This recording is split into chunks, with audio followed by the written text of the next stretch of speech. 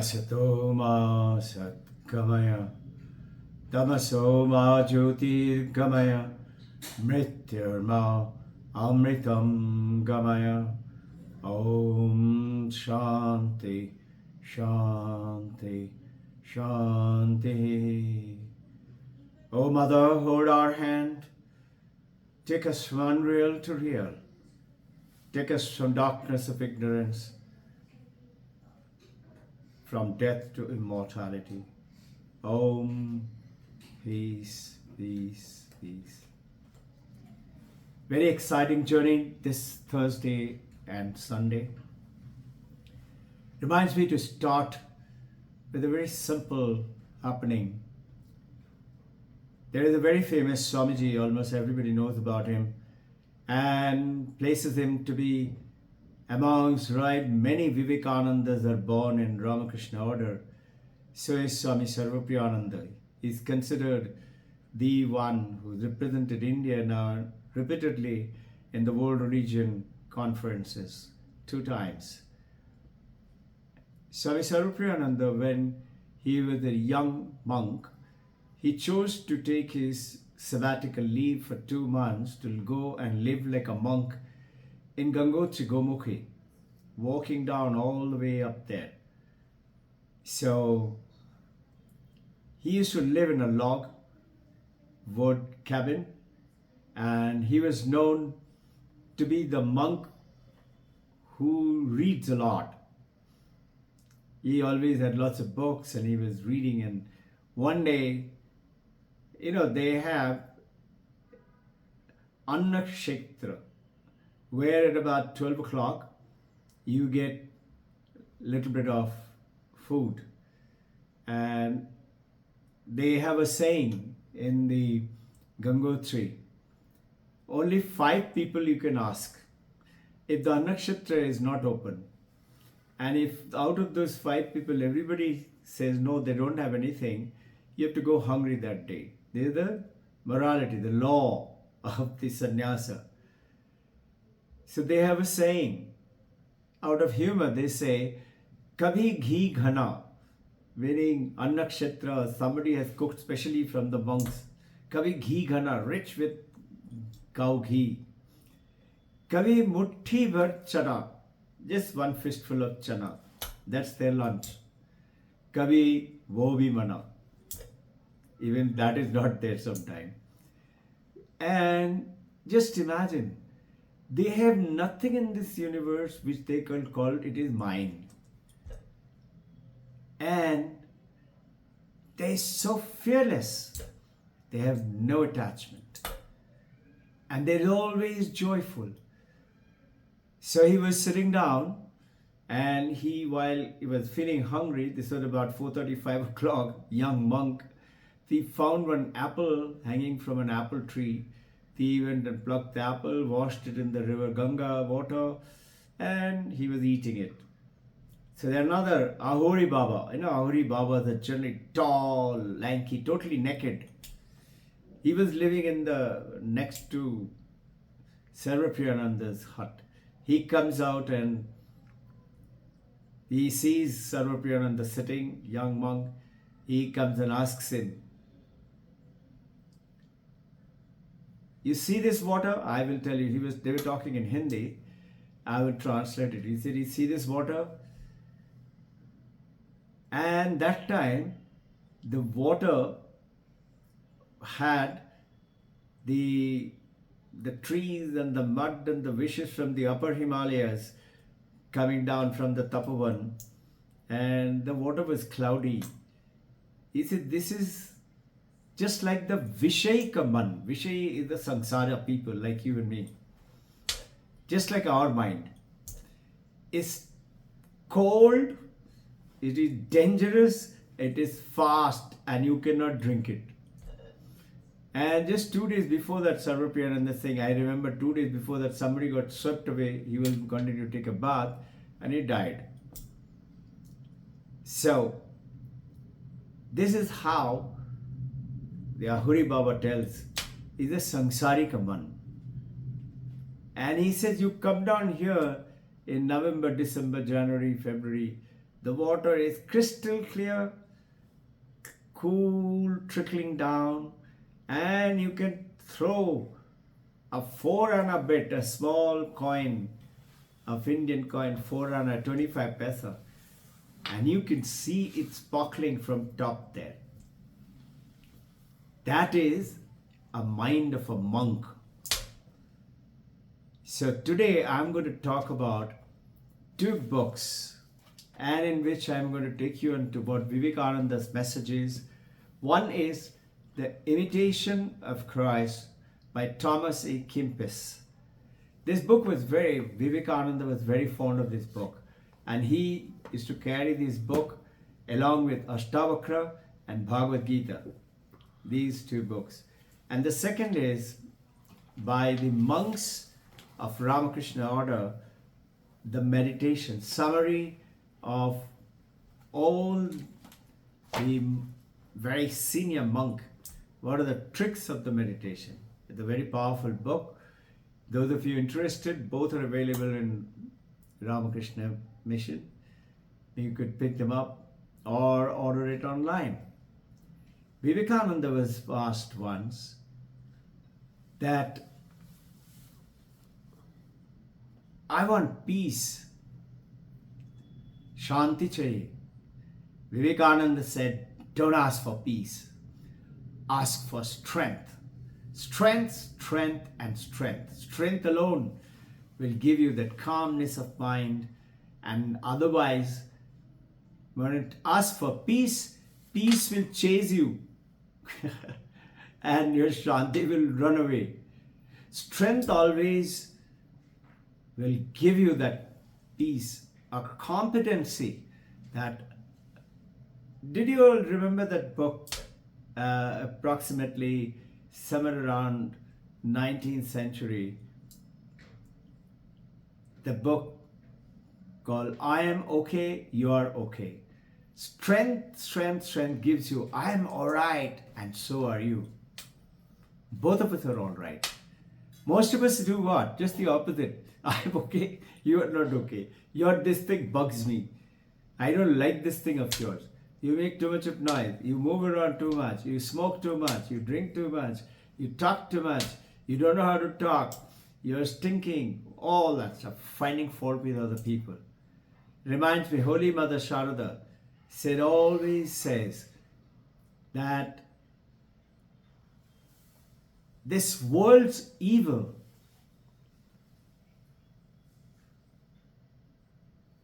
is the desire and the weaknesses of the mind of the people which creates the desire, and you're hunting for that desire.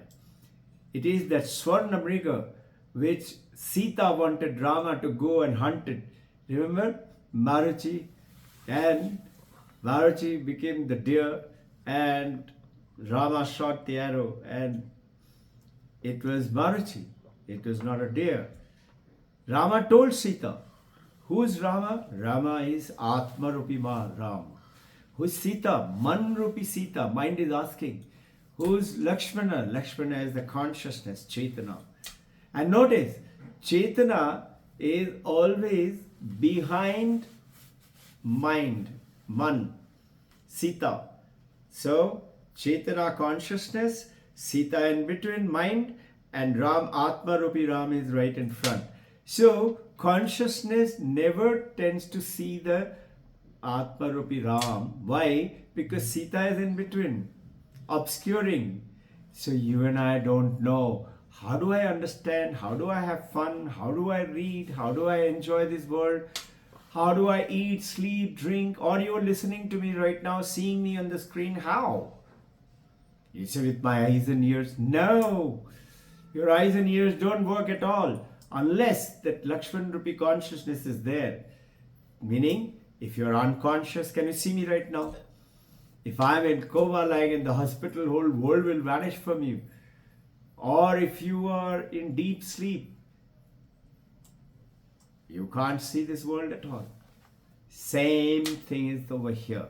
So what is Mother is telling? Don't find fault with other people. Find fault with yourself.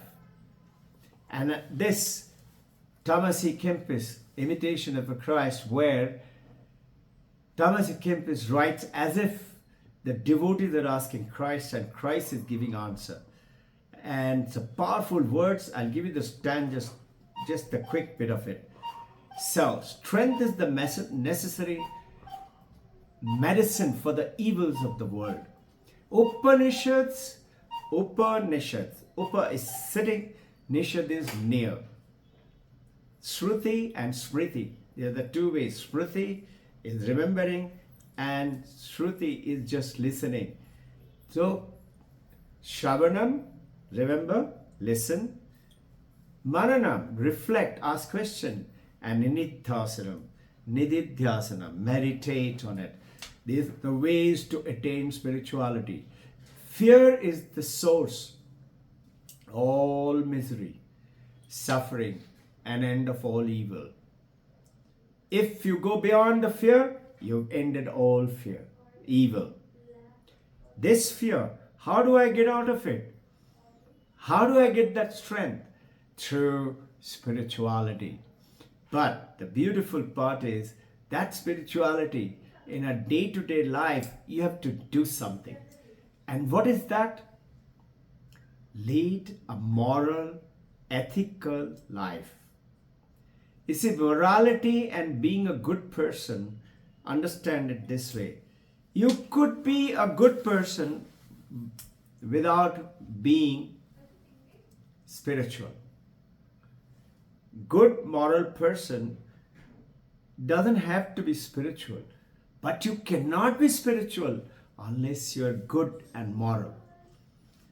How do we practice it? Very simple. Start by not finding fault with anyone, including yourself, because your fault is in your mind, is in your body, is your name, form, action, desires. Yes, there are faults there.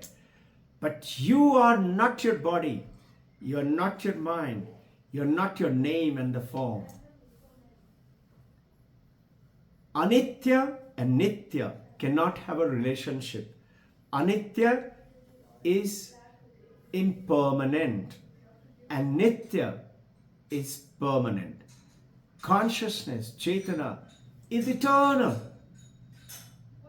And your mind is changing every minute, restless, fidgety, remembering, not remembering, understanding, not understanding, loving, hating, angering, changing continuously.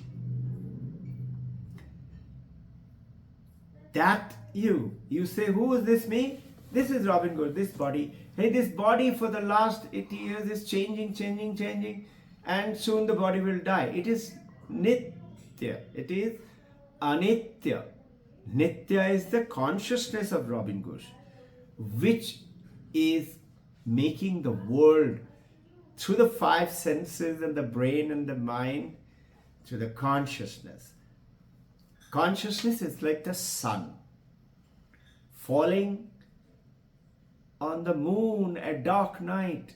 But that night may be the full moonlight. So as the moon rises into the horizon, bright full moon, Buddha Purnima, and full moonlight now falls on earth. And you look at that light and you say, wow, what beautiful moonlight. False statement. Moon doesn't have light. It's the sun's light falling on the moon which is coming onto the earth. Same way, it is the consciousness empowering the mind of yours, which is empowering the brain, and the brain is empowering through the five senses and bringing the world to you and me to enjoy. So you have to lead a moral life. First is, don't find fault with anyone. Second is, don't tell lies, even in a joke. If you live for 12 years, given in Vedanta, Vivekananda talks about it, 12 years in Raja Yoga, if you live without telling a lie, thinking a lie, then whatever you speak, God, this nature, divine Atman will come to make it happen. Meaning, whatever you speak, it will happen because you don't tell lies. Wo satya hai because you have spoken. It has to happen. So, if you made some mistake in your life, everybody has, All you have to do, Divine Mother, Nature, Krishna, Shiva, Christ, Allah, whatever name you believe in, Buddha, Mahavir Jain, Guru Nanak Ji, say, I have made a mistake. I will not do it again. Give me strength and please forgive me. Give me strength so that I don't do it again. Thou start a fresh beginning. So from karma, action is what? Action is generally, I have to study, I have to get good mark, I have to get a good job. After a good job, I have to get a job with a good pay.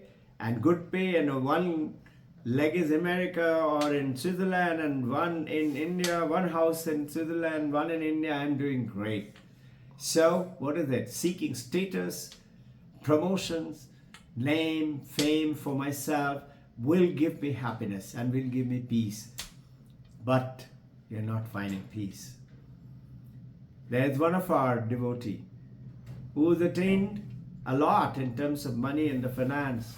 Brilliant student, gold medalist from IIT India, and now in Manhattan, got a house there, one house is in Bengal. He happened to ask me. I asked my father last night, he's talking to me from America, that father, you told me to get this. I've got all of them now. Now I have enough money. Tell me, now what? Now what is my goal? Father said, son, I don't know that. What I knew, I've asked you to do. I don't know now what. And he was asking me, now what? I said, this is where exactly Vivekananda went and get the message, 1893, 11th of September. If you do this, you will be eternally peaceful and happy. And we were told, if you get this good job and good money and good life and good wife and good husband, you will be peaceful. Are we? Look at it. We are eternally searching for something. And this is what we talked about last week's talk. That we are searching for peace everywhere outside, out there.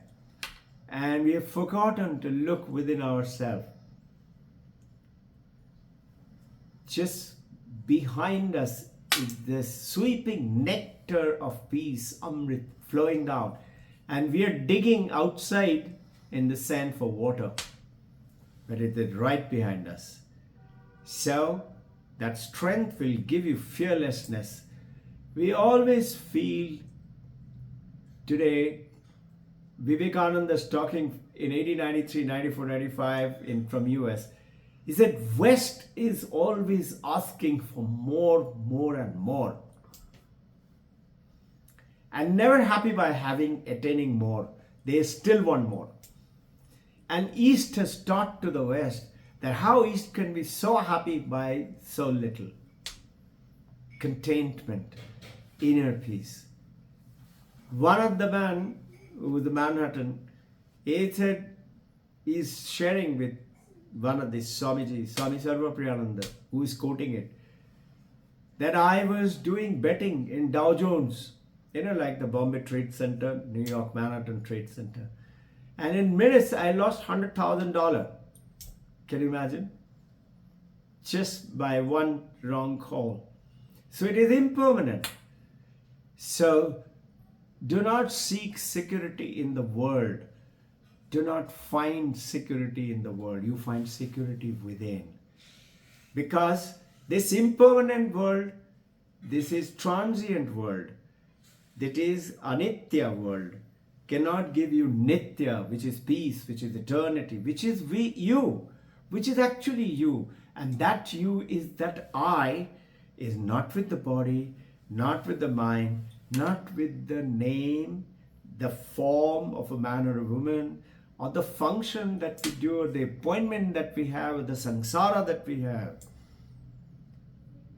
It is something else, and that is your Param Atma. That Jivat Atma is right in front. Sita, Manrupi Sita is in between, and Paramatma. Now, non-eternal world, And the Atma and the self can have no relationship, because Atma and the self is eternal and the world is non-eternal. Now recollect quickly, Alan Aspect, Joel Zellinger, John Clinton. Remember? 3 Nobel Prize winner, physicist, 2022, got the Nobel Prize in Physics. With what title? This world is not real. This is not real. Evil is not real. So, I have explained to you all this and the double slit experiment. We will talk about it another time. So, you cannot have relationship with samsara. But your relationship with samsara. What is samsara? You know what is samsara? Beautiful definition in Vedanta. Samsara is the moment you give yourself a name. Robbin Ghosh, you are in samsara. This is name and the form and the function. What does it mean? How does samsara start? I am separate from you. The moment I give a name, I am different than you are different. You're a man or a woman, older or younger, you're different than me. I am different, no? But look at it. The light, which is the supreme consciousness, falls on the moon, which falls on the earth. It has got no difference. Sunlight falls on dirty puddle on the street. It doesn't get dirty. Sunlight will get dirty? No. Sunlight falls on pitcher of wine, beer, whiskey. Will the sunlight get drunk? No. Sunlight falls on holy river Ganga. Sunlight will get pure? Sunlight is ever pure. So are you. This is the purpose of this short session. So all these, certainly you should work for. Should work for property, money, to provide to your people, the family, and working for them to give them certain funds. They have to live. But Vedanta tells you it is an error. Work with the mind that this is not permanent, but I have to do it because I am in the samsara, but I am detached. Karma becomes karma yogi. You're karma yogi. You're working for the other people, giving it to them without attachment to it. Not easy, but you will realize it is false. It is absolutely wrong conception that this wealth, this honor, these people around me, my husband, my wife, my children, my family, my parent are permanent, will be there. Now, no security, no happiness here. So this is the imitation of Christ. What gives you this security? Vedanta and spirituality through Vedanta, spirituality through religion. When you are seeking absolute security, religion gives you connection with Atman, with God. An ever-changing world changes, but that Param Atma is always constant. Somebody said, does Paramatma have form? Like we are Jivat Atma, we have form, right? Robbin Ghosh, your name, your body. Paramatma doesn't have form. So, Ravana Maharshi was asked this question by an Australian scientist who was visiting him, devotee of Ravana Maharshi. The Ravana Maharshi used to speak very less. He said, he has form? He said like this, how? He said, you are Jivat Atma, much less, you got form. Can't Param Atma have form? He can have form, he can have no form. So many religion practices Paramatma without form, and many religion practices with form. Vedanta practices with form, with no form. Both. This is where your power comes in. So, spirituality, in which the imitation of Christ, this book, Vivekananda loved this book. Vivekananda is talking about this book in which, Jesus Christ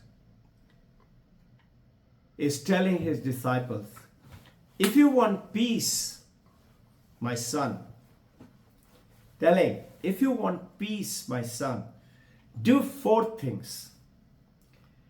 Number 1, always seek to have less rather than more.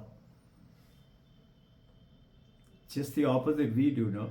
We always want more, more, more. Whether to eat, whether to drink, whether to have money. Always want more, more, more. Jesus is saying, rule number 1, which Thomas A. Kempis, in Imitation of Christ, I'm repeating the name again and again, beautiful book. Read it. Always seek to have less rather than more. Because we search for more, we are unhappy and not peaceful. Second, always seek to be last rather than first. This is exactly what our parents in the world, including India, we teach our children to stand first. Stand first doesn't mean standing first academically or in the 100 meters dash. You could still be that, but seek to be last rather than first, meaning your selfish desires should not take you across towards the attainment of your branding. First, you are ready to climb all over. You heard the famous story of Indian crabs, no? It's like that. What the third one? Always seek to do the will of others. Third advice from Jesus Christ to his disciples. Always seek to do will of the others. If you want peace, my child, do the will of others. What others want? Where is the quarrel? Where is the conflict at home? Husband, wife, papa, mama. It is always, I think it should be done like that. And the other one says, I think it should be done like that. Let's go on a holiday to Hawaii. No, let's go to holiday on Florida. Now, I would want to go to North Pole. And what the fourth one? So, fourth one is, in all things of life, look, search, seek, find, and understand that it is happening because it is the will of God. So, this is exactly opposites of if you find our life. Always seek to have less rather than more. We are searching for more.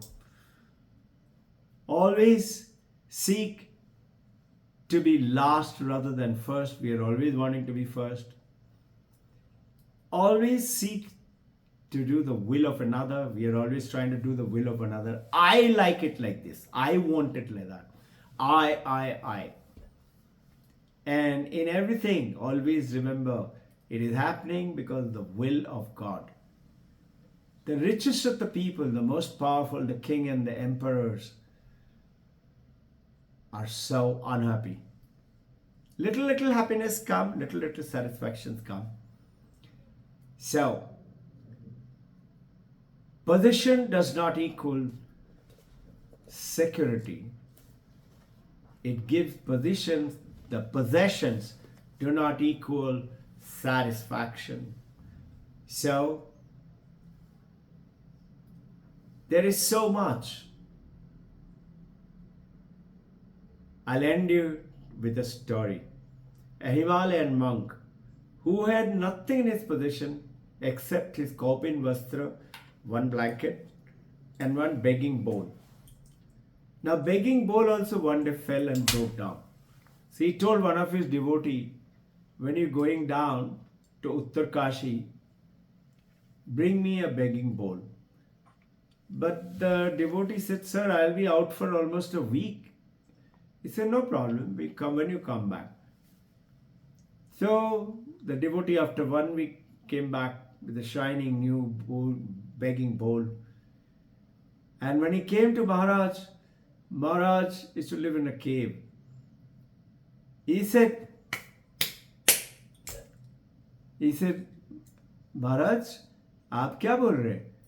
मैं प्रपंच को मिटा दिया. प्रपंच is the attraction of the world. He said, मतलब मैं last 7 दिन से देख रहा था, my hand is enough to get the food enough for my stomach. I don't need that bowl anymore. See, we have got nothing else but a begging bowl all the time. I want this, I want that, I want this, I want that, and this is what we are working. Try living for. What is it that I can do for you? For who? Your wife, your husband, your children, your parent, your colleagues, your neighbor. And just watch how beautiful, joyful the life will become. One lady with her 2 friends from Delhi went down to Gangotri to visit and met this Maharaj. And this Maharaj is to live all alone, and Gangotri gets freezing cold in winter. He used to never come down. Other people will go down to Uttarkashi. And so this lady went and they said, Maharaj, how can you live all by yourself like this? I can't even get up, and if I don't find my tea, I get a headache. In the morning tea, if I don't find it in my bedside. Maharaj very simply said, ये अभ्यास की बात है. You have to just condition your mind. So with that message, Jai Guru, condition your mind.